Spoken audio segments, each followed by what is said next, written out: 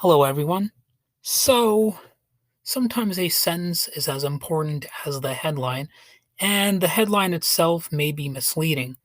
Hell, as a writer, I've even had articles of mine have their titles changed to reflect attitudes not even contained in my writing.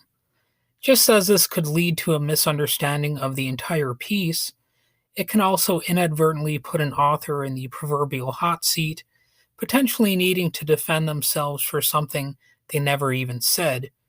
And because some readers don't even read the full body of the article, they may never move past that initial knee jerk outrage and discover that, oh, that author does not actually even say that in the article. Well, similar things could be said about the origins of post 9/11 Islamophobia, for example.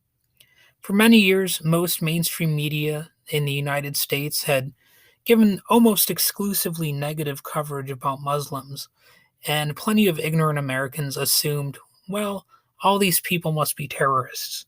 So they never looked past those headlines or the stereotypes contained therein, and certainly most never tried to get to know any actual Muslims. And of course, this still happens. Over the past decade, however, it seems to me that Muslims have been doing more to get their voices heard in the American mainstream media, and much of this has been accomplished by journalists and activists who understand the importance of highlighting differences between news and propaganda, and who understand that there are cultural gatekeepers out there with the dilemma of trying to keep media primarily about white heterosexual Christian males. They'll call anything outside of that bubble woke, if you haven't noticed. So, like, if you are not a white heterosexual Christian male, you are more likely to just be thrown in that big pile of categories that are under the banner of wokeness or whatever. Sometimes they just shorten it to woke because, it's easier to just label something than to actually think about it. Now, when I say this, regarding Muslims, doesn't mean that I personally love all Muslims or that I think we cannot make any criticisms of Islam. No, that's not what I'm saying here. As an atheist, I definitely have an interest in being able to challenge religion. And as a person with a brain, I really just want to be able to question all ideas, So it's not like I'm saying, we have to give Muslims some sort of special praise. I'm just saying, you know, can't just see them as if they are all terrorists. The greater acceptance of Muslims in the United States is the result of multiple factors.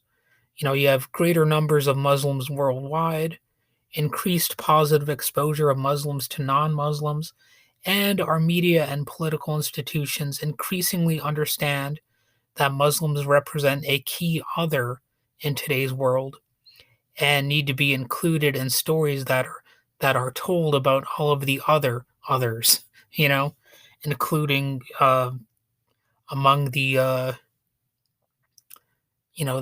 typical demographics, the previously stated white heterosexual Christian males, you know? So, as I said, I'm personally fine with questioning the religion or any religion, but does that mean I think all Muslims should be constantly depicted as nothing more than looming challenges for our nation's future, as right wing media has especially been keen on doing after September 11th and straight to this day? So, yet again, that's nope. Nope, that's not what I think we should be doing here. Similarly, I don't think literally all Christians should be depicted as immediate threats to an atheist such as myself, which would also be hysterical.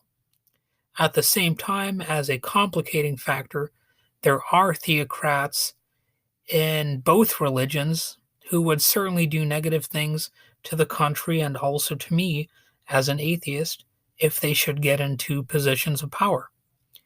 And of course, You could also look to the possibility of uh, an atheist state that's imposing its own anti-religious views on the population, like what is said about the Soviet Union. And sure enough, you know, they did persecute religions in the USSR. Now you can have historical revisionists out there who will say, no, they didn't, but they actually did. You can find plenty of information on that. In fact, that is one of the reasons I might criticize not only religion, but the general ability of one to attain power without restrictions or checks and balances, or the ability for some to, violently impose their cultural values, religious or otherwise, by force. I will criticize that ability for people to just basically ram their values down other people's throats, through force. And it's one thing to have a strong argument, a very compelling argument that convinces people through logic and facts and reason. It's quite different to do that than to use the power of the state to force an ideology onto others. Frankly, I think we can have a society run just fine without all of those problems invented out of thin air. And if people largely just had a live and let live attitude, if people were not so distracted by this culture war bullshit, maybe more of us would be able to have a better, easier means of support in the economy. We could have more rags to riches stories that actually come true because you have less discrimination and more freedom while people largely mind their own business. Hell, maybe there will be no more people in rags to begin with, and more people can start off with a little more of those riches. And that might be nice, right? I think that's sort of something with universal appeal. So in the end, there is no single magic bullet to resolving these problems because they can very easily be made up, like I said, basically out of thin air, just based on assumptions and beliefs. So if you really want to know the extent of the problem, you must read all the sources available that you can find, and within reason, of course. And you are far less likely to do that if you're basically an illiterate hick who thinks all you need to know is what you see on Fox News or Newsmax or even a decidedly less far right source. Or, of course, if all of your information comes from something like the Bible. The Bible actually does not have all of the answers to life's questions because, well, for one thing, a lot of things aren't even mentioned by name in there. Famously, the issue of abortion is not that thoroughly addressed in the Bible, as one example.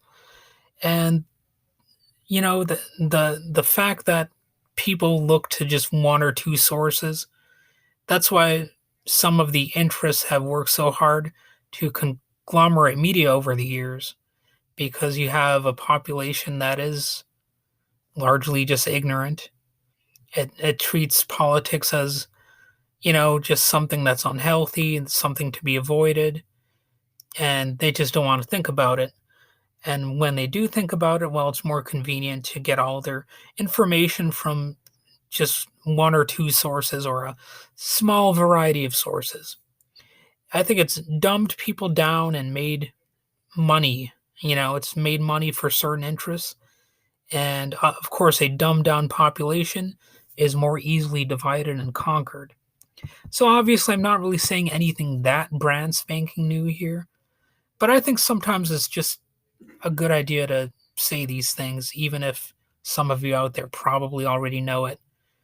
All right, so, well, that's what I have to say for now, and I'm sure I'll be back at this within a day or two.